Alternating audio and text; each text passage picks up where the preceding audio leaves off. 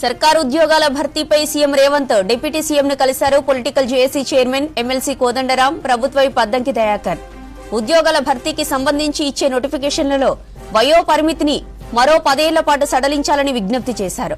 CM deputy సీఎంను వేర్వేరుగా కలిసి వినతి పత్రం అందజేశారు. 20 ఏళ్లలో సరైన నోటిఫికేషన్లు లేక లక్షలాది మంది అభ్యర్థులు వయో పరిమితి దాటిపోయి అర్హత కోల్పోయి తీవ్రంగా నష్టపోయారని తెలిపారు. కాంగ్రెస్ సర్కార్ నిరుద్యోగులకు న్యాయం జరిగేలా వయో పరిమితిలో సడలింపు చేయాలని విజ్ఞప్తి చేశారు. దీనిపై సానుకూలంగా స్పందించారు డిప్యూటీ సీఎం భట్టి విక్రమార్క. త్వరలోనే సీఎంతో చర్చించి సంబంధిత శాఖల అధికారులతో సమీక్ష నిర్వహించి తుది నిర్ణయం తీసుకుంటామని చెప్పారు.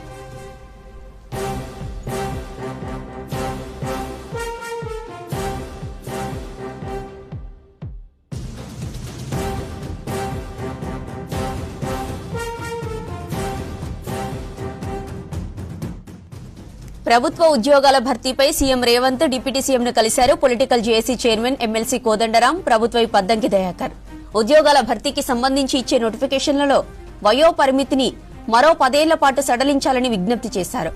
సీఎం డిప్యూటీ సీఎంను వేర్వేరుగా కలిసి వినతి పత్రం అందజేశారు.